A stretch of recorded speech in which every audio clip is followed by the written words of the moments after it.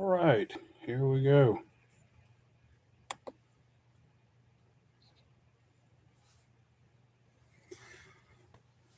And don't know what that's doing over there, but it's going. So I thought it might be interesting to see about doing a live stream. Uh, the channel just recently got monetized. It's been, I think, 2 weeks now that the channel has become fully monetized, and the views have really been blowing up. And it's you guys. Definitely, I appreciate all of that. I think the last the last 365 days last year is 1.8 million views right now. Uh, Personally, I think that's pretty cool.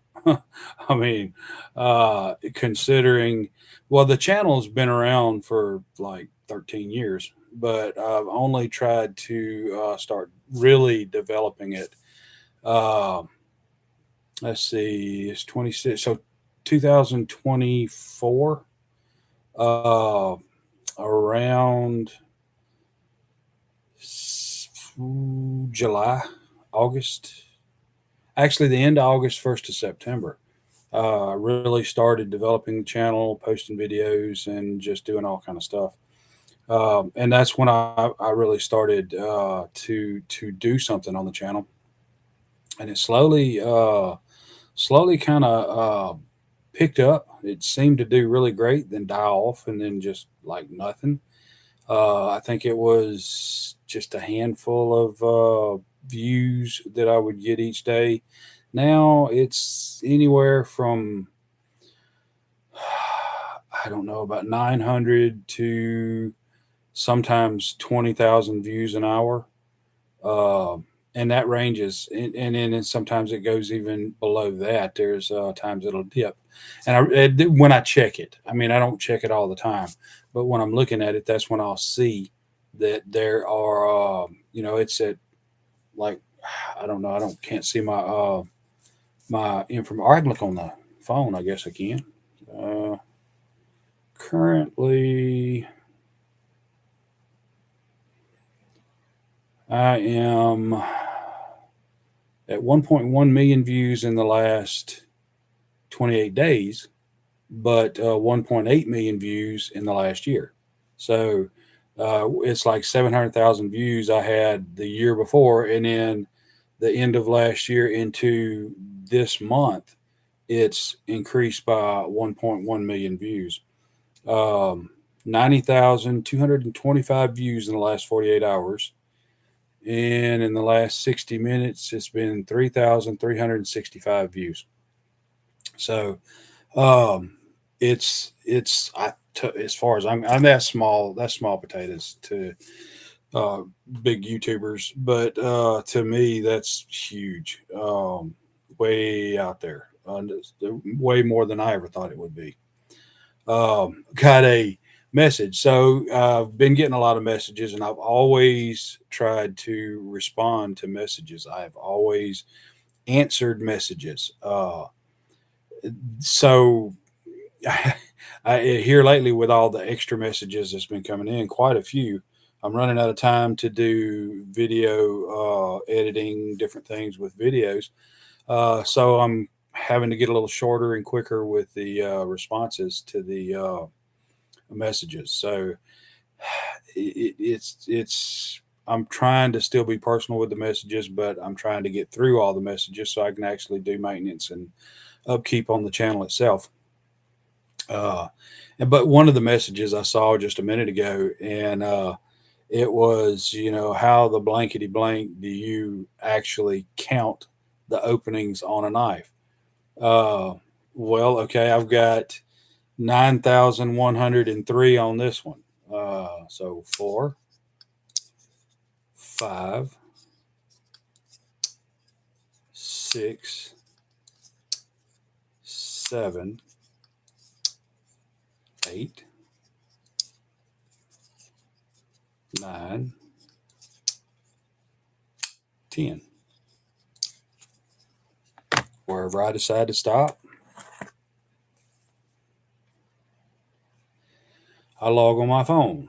9,103, so it is now 9,110 openings on the PM2. And the shaman. Just filmed the video today. Yeah, it'll be coming out here in the next little bit. There is one thing wrong. Other than that, it is amazing. I am at 800 openings on it. And yes, it bit me. Both of them have bit me once. Um, so that's how I count the openings on a knife. I log it on my phone. I don't know if you can see, but basically, here's that's my count. That's where I'm at right there. Um, and any notes or anything that I do with this I'll make them. I'll write them down in here as they happen. Um, so that answers your question. I'll respond to your message tomorrow when I get time to sit down and look at messages. But that is an answer. Let's check and see what other messages we've got out there right now, and I'll answer those in person. How in the actual F are you counting how many times you open the darn knife, man? Very painfully. I just showed. Uh, and I'd asked a question about the K-bar video because usually the government serializes everything. They put a serial number. And matter of fact, if you crack open a government firearm and you look at that thing and all the pieces and bits and parts inside of it, I mean, I've seen triggers with serial numbers on them. I haven't seen a firing pin with serial numbers on it. They probably got them. Bolts, receivers, barrels, bits and pieces and parts. The only thing I ain't seen a serial number on is like screws. But I asked a question about the K-bar because I have a K-bar I'd gotten at a yard sale from a uh, National Guardsman.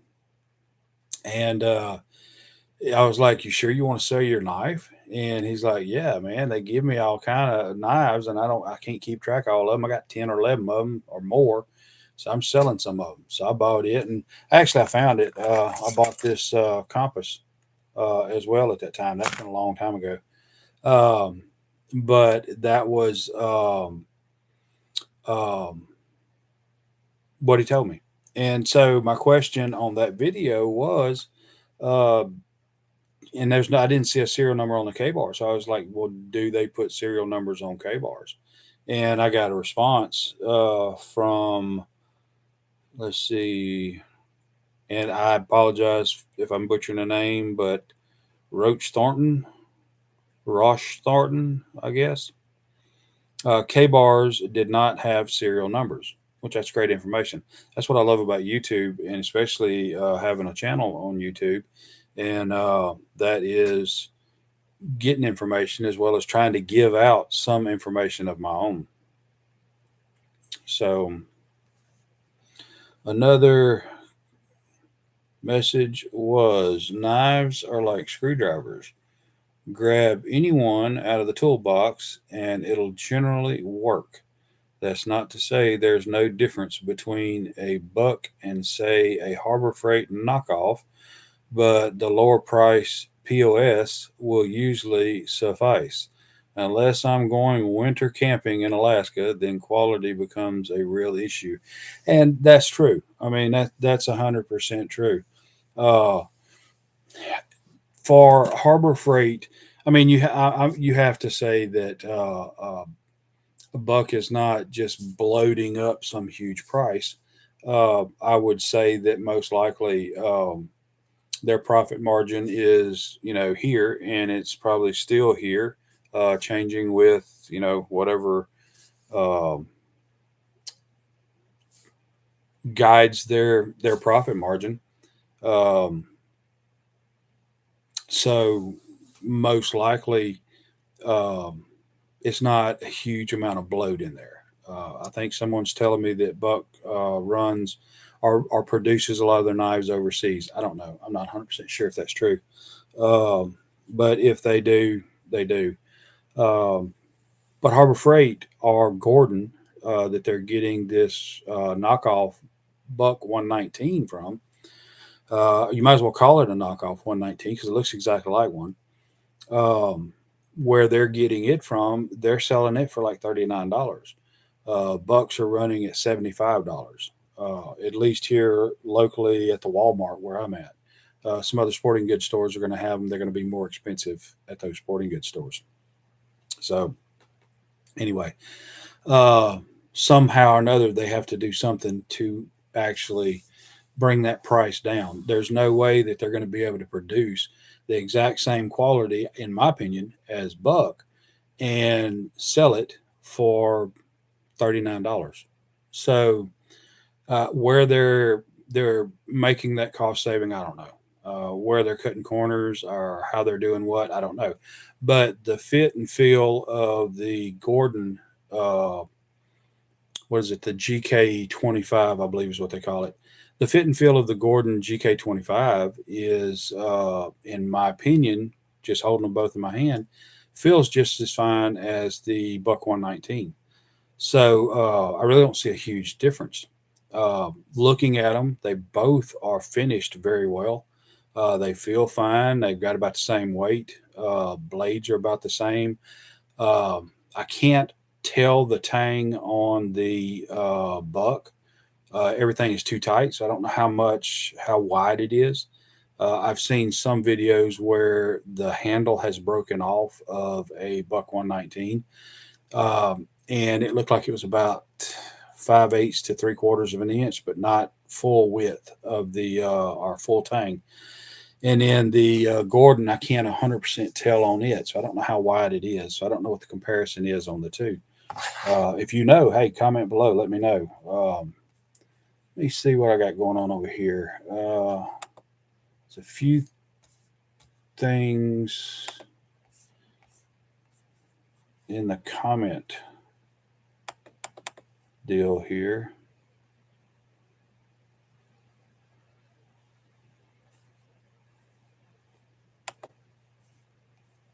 I don't know.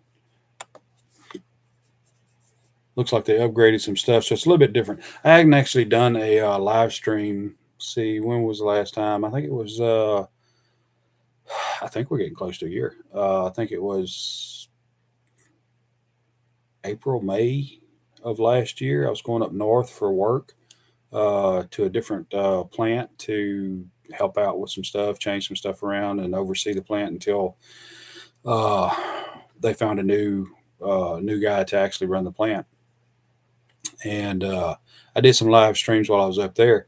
Had all kind of time at the hotel in the evenings. Didn't have anything else to do, so I said, well, "Hey, we're going to try some live streams," and I did, and everything seemed to be pretty good. So just haven't had time to sit down and do some live streams. I did do one with Cajun Coin Hunters, um, and I'm pretty sure he still got that one up. I haven't actually watched the video through because I just don't have time to sit there for, I think it was 1 or 2 hours that we spent on that live stream. So I really don't have time to commit that amount of time to it. I've got a few things that I'm planning for the channel. I'm looking at doing a comparison on the Buck, the 119 and the Gordon, and I did a video on what I'm calling a Chinese clone of the 119. Of course, in my opinion, the GK25 Gordon is also a clone. It looks exactly like a Buck 119. But this Chinese clone is what I'm calling it. I mean, it looks exactly like the Buck 119, except it has serrations towards the bottom of the blade, probably about 1.5 inches, maybe 2 inches worth of serrations. And it is a beautiful ash colored wood for the handle. Not really sure what kind of wood it is, But I'm planning on trying to do a comparison with that one, the 119, and the GK25, between all three of them. Maybe do some feather sticking, some hammering, whatever. I'm not going to try to abuse or tear up the knives. I don't do that. I don't. That just don't make a whole lot of sense to me. But I'm going to do some unusual cutting and see how well the blade holds its edge. And I'm pretty sure that the Gordon and the 119 are going to be pretty comparable. The Chinese style one, I'm not 100% sure about it because I don't know anything about it. I don't think it shows anything on the blade steel for that knife. The Gordon GK25, I think, is 7CR17 MOV, and I've been told that the Buck 119 is 420H, no, 420HC, yeah. So 420 high carbon. And when you do a gurgle search for both of those steels, comparing them with one another, the 7CR17 MOV actually, it sounds on paper better than the 420HC, but it also makes a note of Buck's proprietary heat treat on that particular steel, which makes it very comparable to the 17 MOV.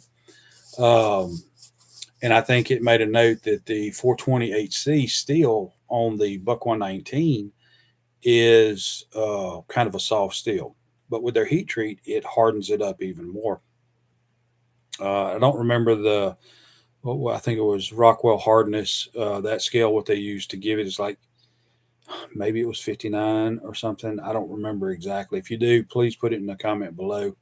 Um, but it improved the steel the way they treated heat treated it, and I can attest to the fact, at least the old school ones, because mine is my Buck 119 is about 30 years old.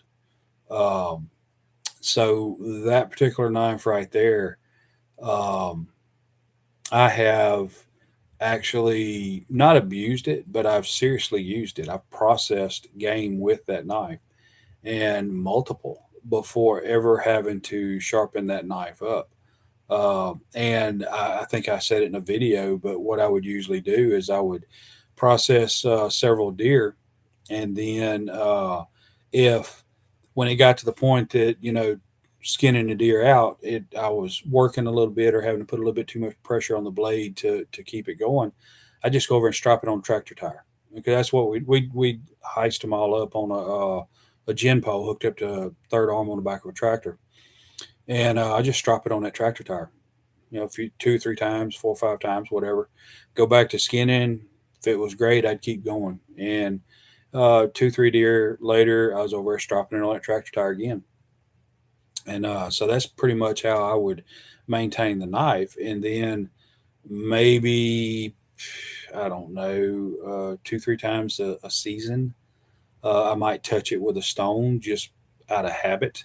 I've said before in videos that back in my day, we would cut something with a knife and we'd sharpen it. You packed a knife and a sharpening stone because you were going to use it, and then you were going to sharpen it, touch it back up again as soon as you were done using it. Because it was a man with a dull blade was an impotent man. I guess it's the way it was looked at. But you were seriously frowned on if your knife didn't cut. I wish I could check and see. I'm not 100% sure if the audio is coming through very well. I guess if it's not, somebody will definitely say something.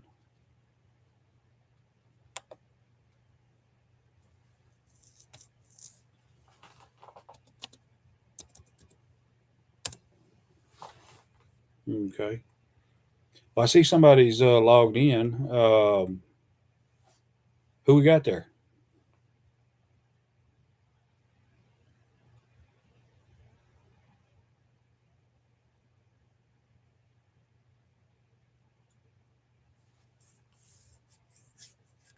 Okay. You don't have to comment. You don't have to say anything. Um, so, like I said, recent purchases. I've got the Spyderco PM2. Uh, my kids bought this for me for Christmas. Great knife. I love it. I have been enjoying it quite a bit. I recently, as a matter of fact, today, I've been. It came in the box configured as tip down right hand carry, and so today in the mail, my Shaman came in, and it's configured tip up right hand carry. And so I went ahead and swapped the PM2 around to be left hand tip up carry. And so that is how I'm going to carry this knife for a little while. I can't hardly open it very well with my left hand. I am right sided to no end. Um, and so I'm going to carry them like this.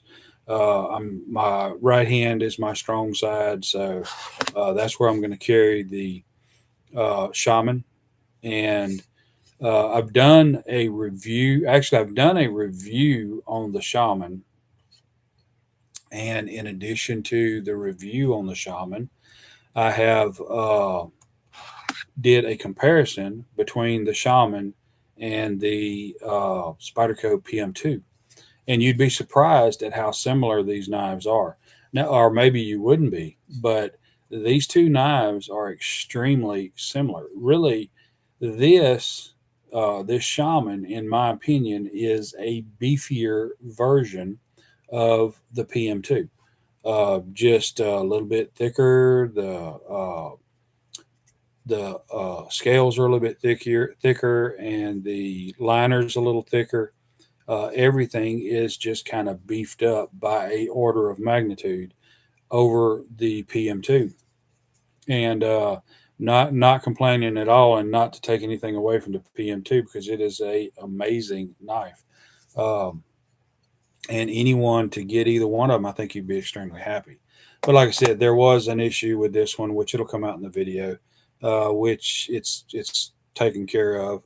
Um, but if you get one out of the box that happens to be like this one was, you'll find out in the video how to fix it. So anyway,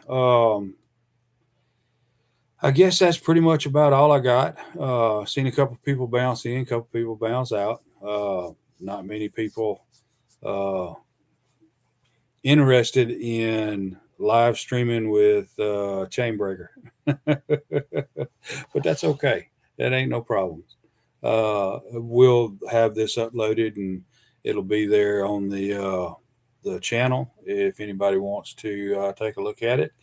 And comment, watch the video, comment below, tell me what you think about what we've talked about here, the knives, what you think about the Shaman, what you think about the PM2, what you think about them in comparison with one another, um, and what you think about the channel. I mean, the channel is, like I said, not in the whole grand YouTube world blowing up, but for me, for the channel, it is blowing up. I mean, it's a lot of good stuff going on.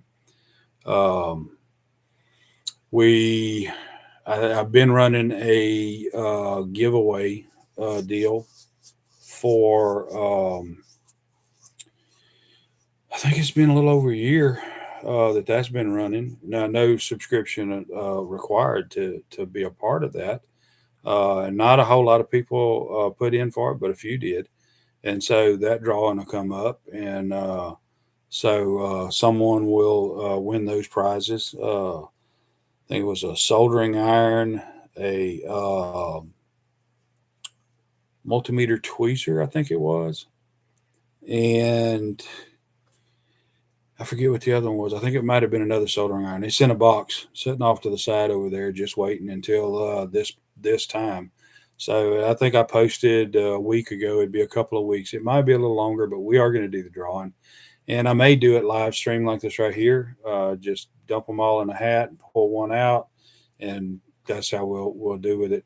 But if you're one of the ones that put in or registered for the giveaway, which is closed now, but if you have already registered for it, uh, be sure that you stay tuned to the channel for when the drawing video comes up, because I think the rules are I'll draw names. The first name gets first pick, second name gets second pick, third name gets what's left over. Uh, those names have 1 week, I think it is, to respond to the email. And if you didn't leave an email address, then you have to respond to the video. And basically, you'll have to send me an email with the secret number that you put in when you registered for that drawing. And we will have another giveaway coming in, but it's not going to be, again, there's no requirements whatsoever. I'm thinking about I'll probably make a video on a knife sharpener and kind of hide secret numbers in the video. And I'm thinking like 7 different numbers, any sequence, but you find those 7 different numbers in the video. Put comments below that video on those numbers, the 7 individual numbers that you find, and in any order. Doesn't matter how they show up in the video, but you put them down. You get all 7. That's good. First one to get it wins whatever the prize will be. But that'll be coming up. So anyway, that's all I got. I definitely appreciate you guys. I can't thank you enough. It is amazing what's going on, how the channel is growing. I think picked up 500 people decided to join the channel within since the beginning of this year. I think I actually hit monetization or hit 1,000 subscribers at, it was the first week of January. Might have been January 6th or 7th or 10th or something like that. And then here we are. It's the 17th, and we're at, last time I looked, 1360 maybe, or 50 something, or something along those lines. So for me, explosive growth as well. So I'm done wasting your time. I appreciate you. Comment below. Let's communicate. Oh, one last thing. I've been responding to a lot of videos, telling everybody I would love to see your knives. I want to see your knives. Other people want to see your knives. People who have posted, they're getting thumbs up on a lot of their knives and their EDC gear and stuff. The video pictures that they've posted on the community page for the Chainbreaker channel. Go to the Chainbreaker channel, click on, it's either posts or community, and in there you'll be able to post a picture of whatever you want to post a picture of. Just looking, EDC knives and just whatever you want to post a picture of. But you'll post a picture there. The only requirements is to be a subscriber of the channel, and you have to be a subscriber of the channel for 24 hours, at least 24 hours. I can't set it any lower than that. It doesn't give me an option to just eliminate that and allow anybody to post. You have to be a subscriber of the channel to post on the community page for the channel. And the lowest they'll let me set it is 24 hours. If you have a problem posting, email them to me. My email is in the links below. My post office box in the links below. All that stuff's in the links below. So if you can't post to your EDC or your knives to the community page, email it and I'll post them for you. But it's cool to be able to see what people are carrying, pocket dumps and stuff like that, and a little explanation. You don't have to put one, but a little explanation with the picture talking about it.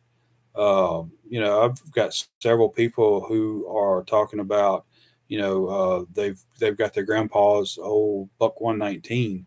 I think there was a comment earlier about a guy said he's had it for like 50 something years and just used it countless times, and I just can't imagine how much character is all over that blade.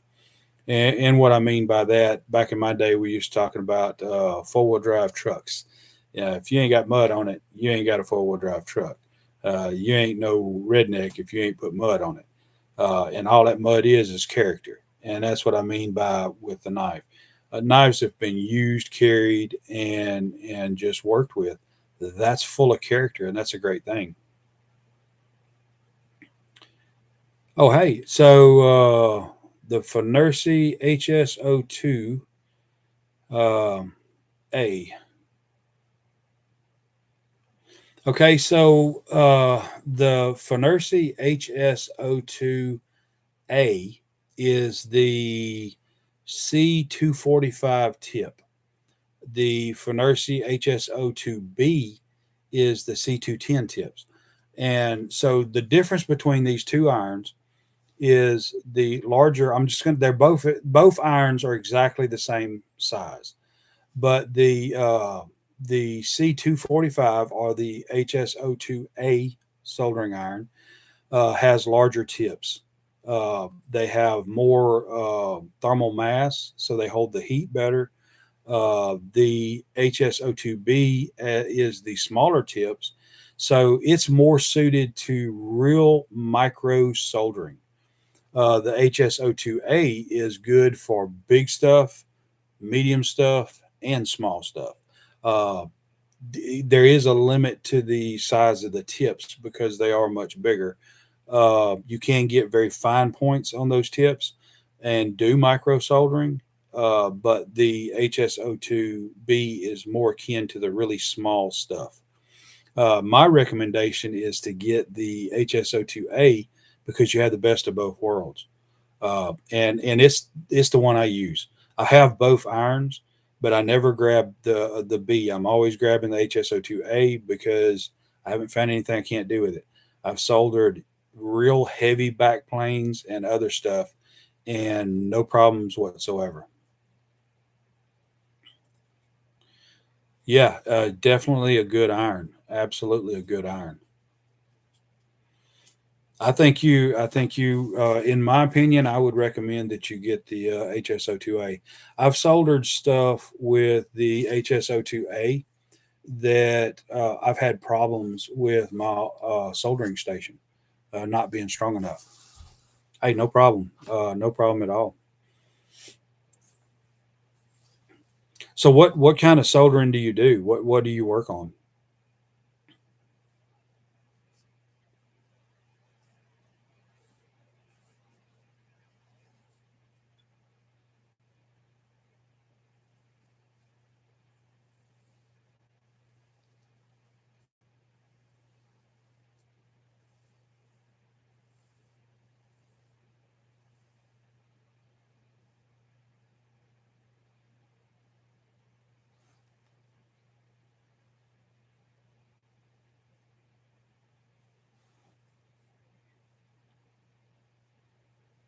Okay, I see it popped up. Really, wow.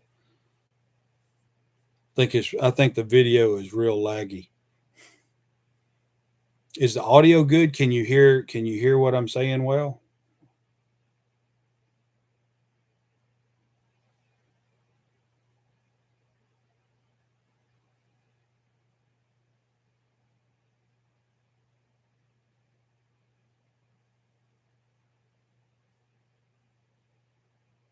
Okay, good. Good. So do you are you planning on or do you do just home electronics?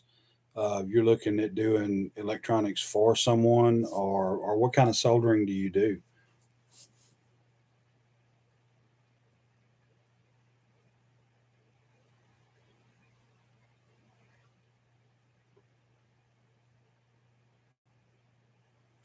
Yeah, so definitely the A would be the best thing in your area in what you're doing. Because, like I said, I've taken and soldered heavy backplanes with the A, and that's a lot of metal to heat up. And where the HSO2A has excelled for me is doing multiple joints, one after the other after the other. It holds the heat and it maintains that heat really easy.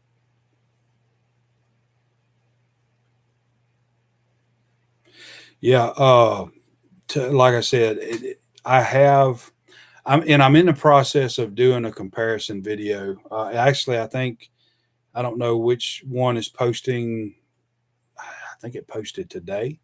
I think it might have been the PTS 201 or something. The video on that one come up, but it's 6 different irons: the TS 101, the HSO2s, the JS1, PTS or PST 201. It's 6 different irons that I'm kind of comparing all of them against each other. And I've still got one last video to do on it, showing basically just grouping all those irons together and giving the good and bad points on them. But I rate each one of them as far as fit, finish, features, upgradability, and different things like that. And it's kind of across the board. But I can tell you right now, still, my personal main pick is going to be the HSO2A. Let's see. I'm sorry, I didn't see you typing.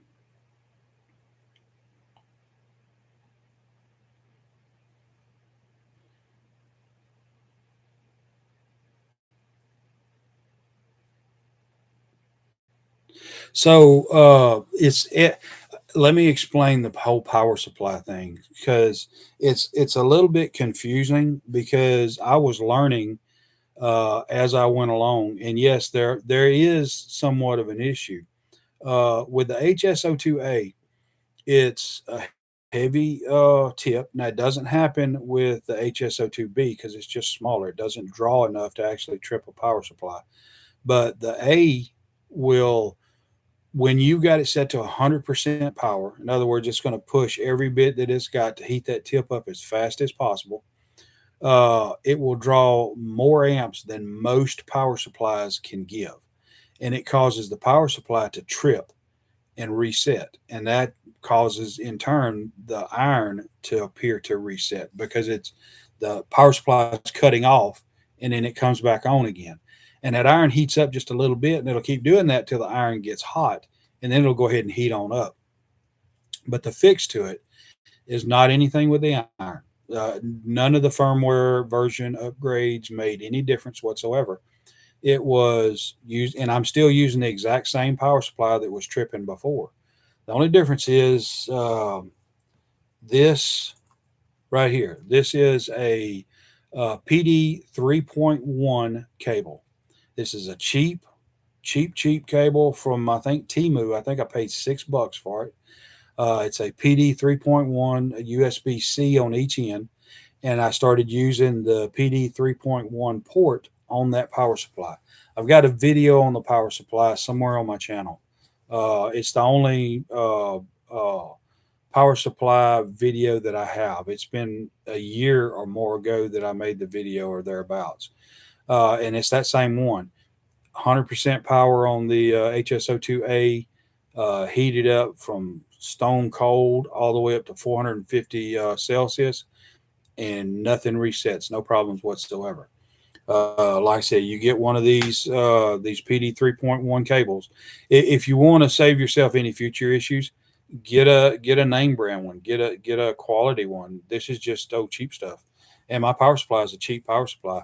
If you get a quality power supply that handles PD 3.1, that's the key. And a PD 3.1 cable, you're fine.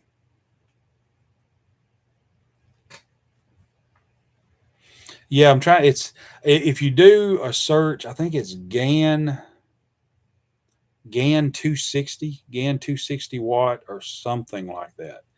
Uh, the the thumbnail's kind of weird. It's like a big generator with moss growing on it or something. It's kind of futuristic. I don't know, landscape or something. I don't know what I was thinking. I was doing AI generated thumbnails at the time, but you'll see it. That's pretty much. I think that's the name of it. The GAN 260 watt.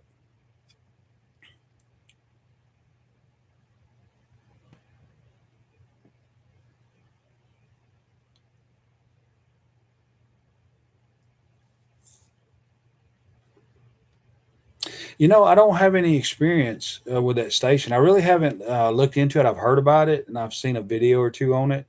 And to be honest, I'm kind of considering maybe uh, doing doing some research on it, kind of looking at it and seeing.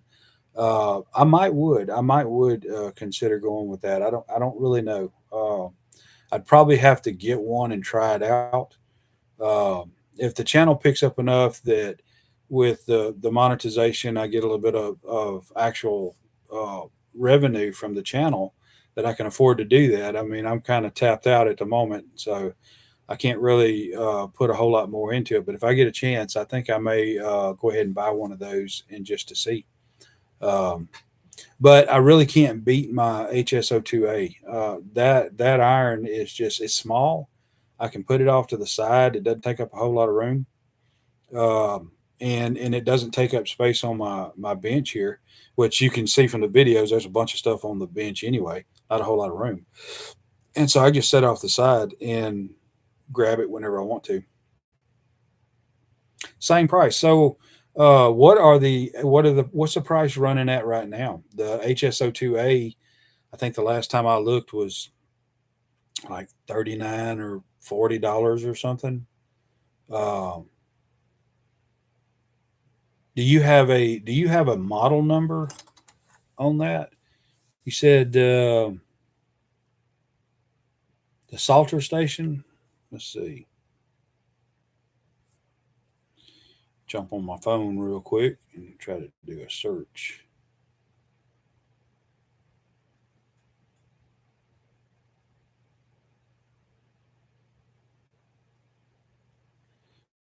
Okay.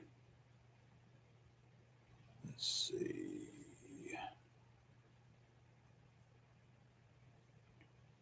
I don't know why I do so much stuff on my phone. I can't see worth a flip.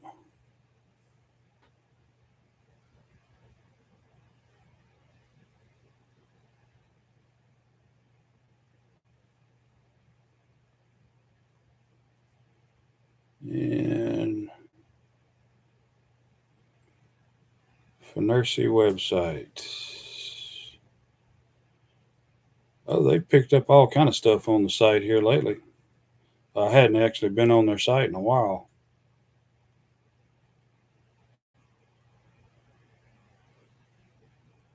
Well, I'm not going to sit here and cruise the web. I'll look into it later.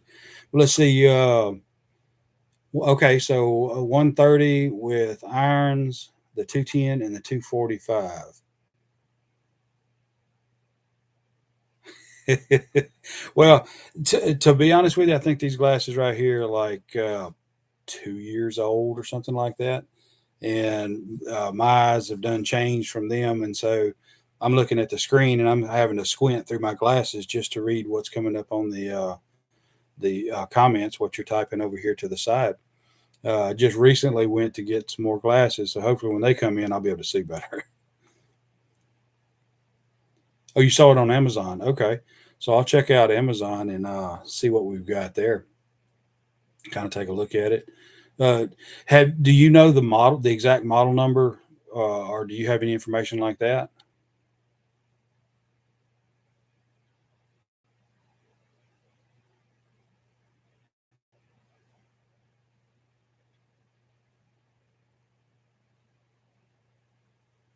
Yeah, I have a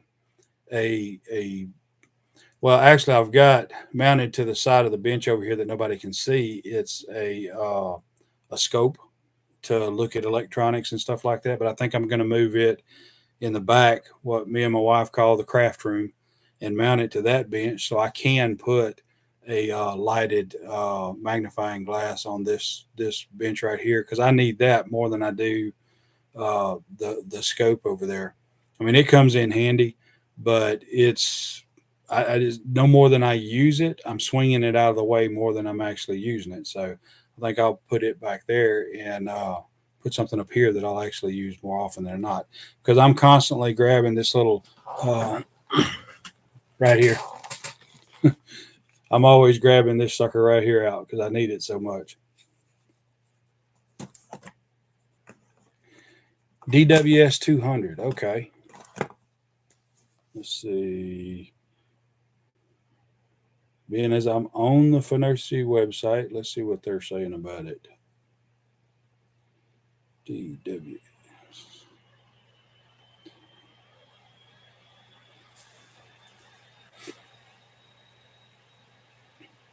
So they've got the DWS 200, 200 watt power rapid heating for 116 US. Let's see. And that looks like that's the whole variant. Let me open that up. Looks like it's regularly 178.99, and they're an extra $8 off with a DWS 2008 coupon.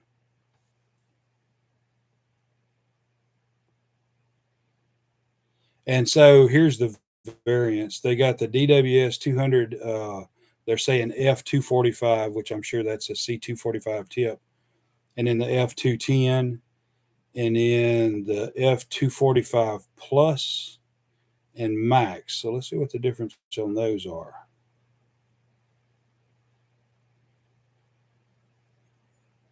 I believe what it looks like the differences are between the Plus and the Max is going to be the number of tips you get. Looks like there are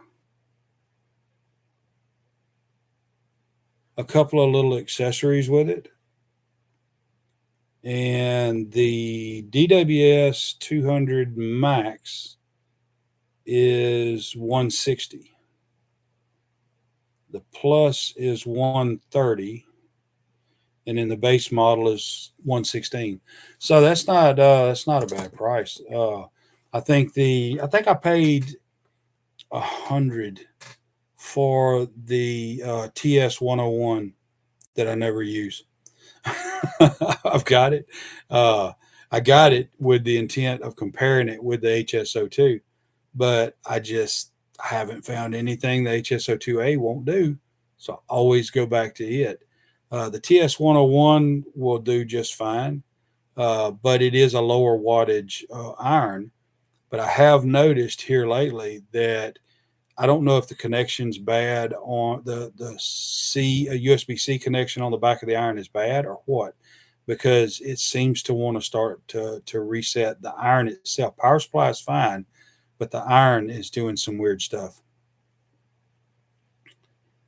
Let's see.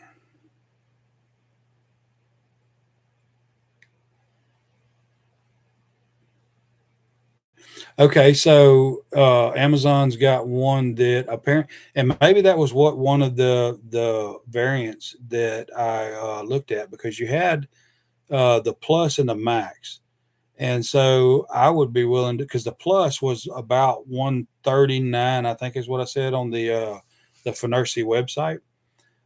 So I'm wondering if that's what those different setups are.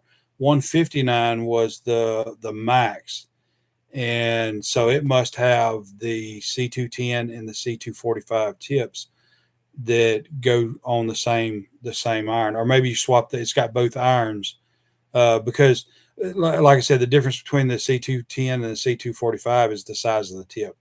They're exactly the same tip, except the C210 is exponentially smaller in every way.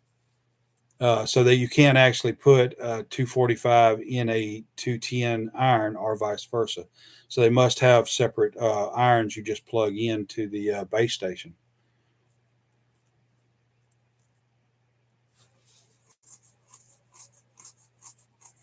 But it looks like a pretty good base station. All right, calling it a base station, but soldering station.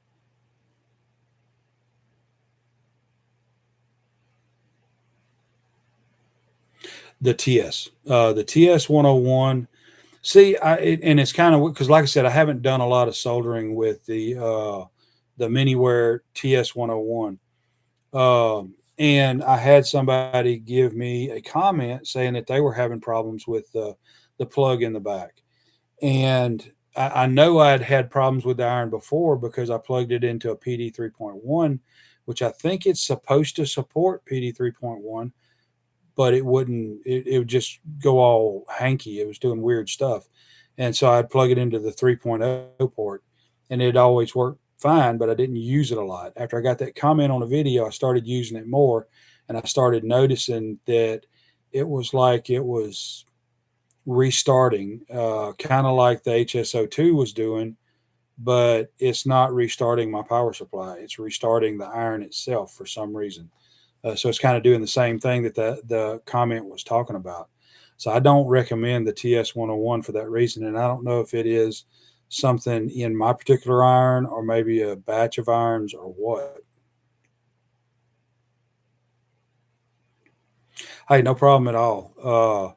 That's one of the main reasons why I've started the YouTube channel was to try to pass on the little bit of knowledge that I've got in the hopes of also learning from you guys because I can't tell you how much that I have learned since really posting videos on here. Because when I do something wrong, it gets pointed out, and I don't take it negative, even if it's put to me in a negative way, because I do learn something. And there's so many people that know so much more than me, and I get to learn so much. So anywhere I can help somebody, I'm more than happy to be able to do that. And if you have any more comments or questions or whatever, and I don't know if my email's showing up in the description below, but most all of my videos have my email in it. Uh, and so you're more than welcome to email anytime, any questions you've got or whatever. I may not be able to respond right then. Usually with emails, it's a little bit. I may not check my emails every few days. Comments on videos and stuff like that, or just go to the comment tab, the community tab on the main channel, and that shows up as comments as well. And I do check that multiple times a day, whether I get a chance to answer it. I do sit down to answer those at least once a day.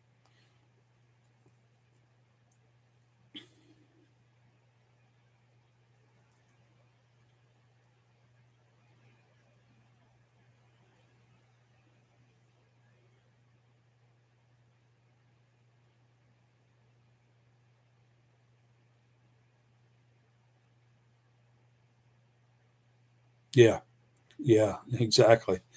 Uh, and I think usually if someone goes to my main page, there's a video. If you're not subscribed, a video will pop up where I start talking or something like that.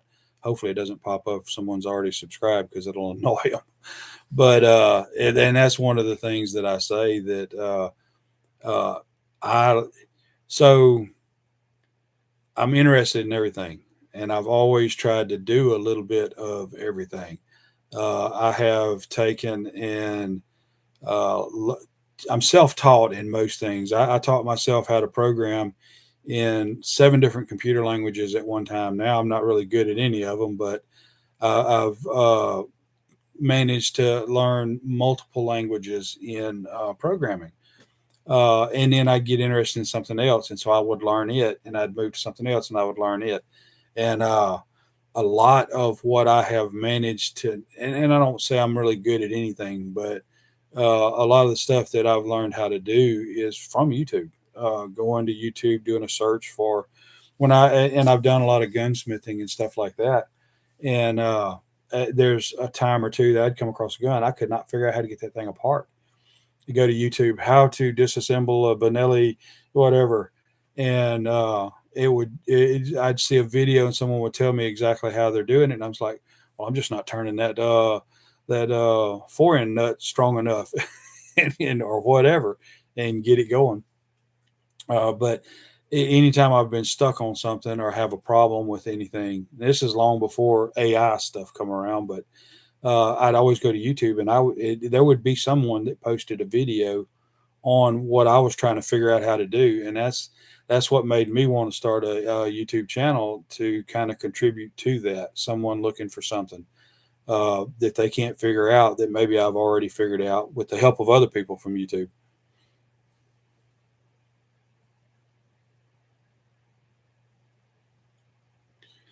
I probably seem like a knowledgeable person. I don't really consider myself to be very knowledgeable. Um, I do have a lot of experience in a bunch of different things. The way I kind of look at it is I know a little bit about a lot of things, but I don't know everything about anything. Um, yeah, exactly. That's like so I did some upgrades on my truck. I upgraded from it's a Ford F-150, and I upgraded from Sync 1.1 to 3.4. And I did a lot of research on YouTube, seeing people. Nobody did the exact upgrade that I did, but they did some things similar and close. So I did all that before I ever started buying stuff, and so I pretty much knew that I was going to be successful before I ever started the upgrade. But I knew I wanted to video it so that I could hopefully help somebody else do the same upgrade in the future. And the video's gotten a lot of views, so apparently it's helped some people, and there's been some people comment on it. Well, yeah, you're right. I mean, it's the I always feel like that I could really be good at something if I could concentrate on one thing, but I can't. That's like wood turning. Very interested in wood turning, and I've turned vases. I've turned handles for different things. I've turned you name it. I made my little brother passed away last year, just over a year ago, and I made an urn for him. Uh, I've I've done many things on a wood lathe, and I think I could really get good at it if I could just stick to that. But I've got so many interests that I can't concentrate on one little thing.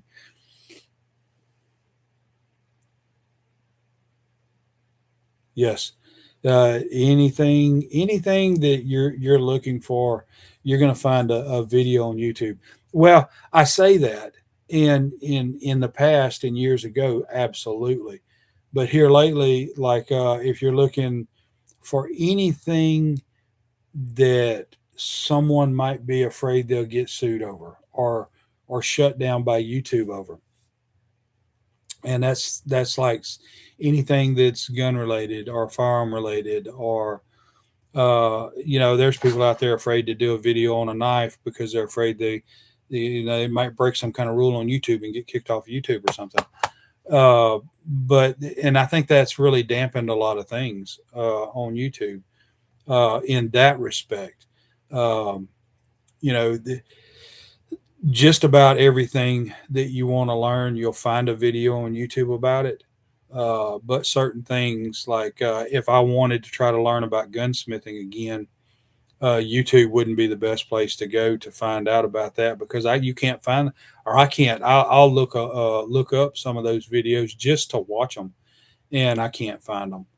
Um, so it's there's negatives as far as that's concerned, but I think that's brought on by people just being afraid that they'll get in trouble for posting a video on stuff like that nowadays. And then to some extent they probably would.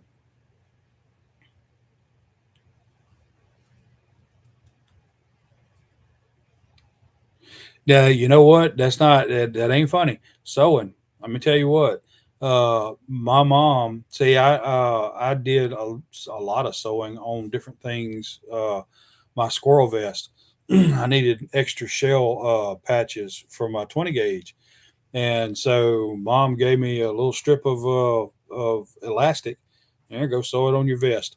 She showed me how to sew, and so I've managed to get a lot going on with that. Knitting and crocheting.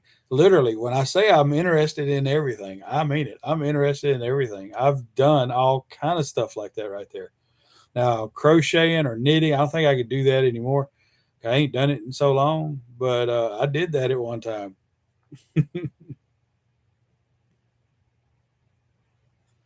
Yeah, it is. You know what? The world is not only getting soft, but the world wants to stick its head in the sand and ignore what's going on in the world around them, and that's a bad thing.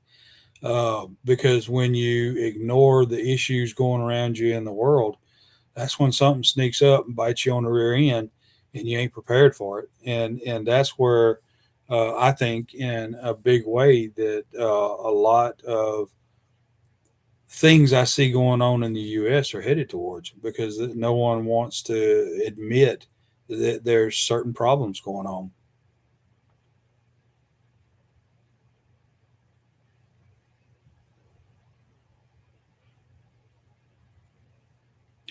Yeah. See, I think we would be amazed at what our grandparents and even our parents knew and could do. In my day, coming up, you didn't talk to your parents like you were, friends. I don't mean that in a negative way, but you kind of sat around and listened to your parents talk and the grown-ups talk and whatever, but you didn't talk. You didn't get involved in any of that, because it wasn't, or in my world growing up, it wasn't in your place to actually join in that conversation. That was an adult conversation, and you were a child. You kind of just, you sat around and listened. But after my grandmother passed away, I found out all kinds of things about her. She was, she was a wax, and what that means is there was a female part of the military that they called wax, or I might not be saying that term right, but it wasn't actually recognized as a part of the military. And I don't remember exactly what they did, but they served in military issues. Oh yeah, but let's put it this way. I told a story. I told this story probably a year ago in a video, that I've always been interested in how things work. So I'd take stuff apart, and when I couldn't put it back together, I'd shove it in a bag, and there was a hole in the side of the house with a board over it. It's where a dryer vent went through the wall, and I'd drop that board down and shove it up in there and close that board back up. And then the next time I'd find something like Daddy's razor, or just whatever I couldn't figure out how to put it back together, it'd go in a bag and I'd stick it in the wall. I did that for I don't know how long. And then one day the dryer went out, and Daddy went and got another one. And Mama said, or Daddy said, "Where you want to put it?" And she said, "I just put it in the bedroom back there. There's a hole already through the wall." And I was like, "Uh oh, I'm in trouble. I'm in big trouble. Come on, boy, let's go. Let's go put this in." I couldn't say nothing. All I did was follow behind him, did everything I could. Every tool he needed, I'd run and grab it, run it back up there to him. I was trying to help him out all I could. He got that board off the wall, and he noticed the bag. He reaches in there, pulls it out, and looks at it, sets it down, finds that other bag. He's doing this. He don't say a word. Takes all this stuff out and looks at it. "Boy, you know anything about this?" "No, Daddy." I got a whipping because he knew I did. I was the only one that was going to take this stuff apart and hide it. And later on, he made the comment that he couldn't figure out what we went with his the only electric razor he had disappeared. He never could figure out where it was until he put a dryer in and found where his son had taken it apart and shoved it in a wall. That and a bunch of other stuff. So the moral of the story is just own up to it to begin with. Don't hide it.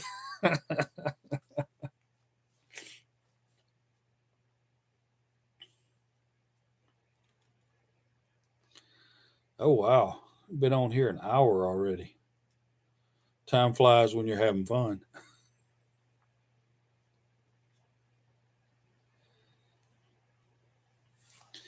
So it is a late. I think it's 10:15 where I'm at. What time is it where you're at?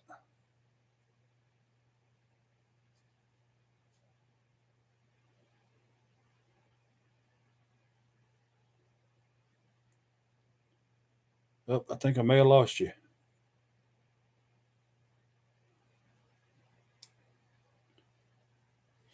All right. Well, I had to work today. It was a long day. It's been a long evening. So I definitely enjoyed talking to you. Like I said, the if my email is not below on this one, I will put it in there. Any questions about the irons or anything, shoot me an email, comment on this video. All of it will show up on my community or my communication page on my phone app or whatever, and I'll definitely respond. Oh, you're an hour ahead of me. Yeah, so it's 10:15 here, so it's 11:15 where you're at. So anyway, I'm gonna go ahead and sign off now. But I think what I may try to do is do a regular live stream, maybe Saturday nights, uh, or whatever y'all think. Just comment to this video and when would be the most convenient time for you. Like I said, it's 11:15 where you're at. It's 10:15 here. I started this at 9, so I could start it at 8, or whatever is more convenient for everybody. So yeah, I've definitely enjoyed talking with you. Uh, I appreciate you guys, and I do look forward to seeing you again on the next one. Thanks. We'll see you soon.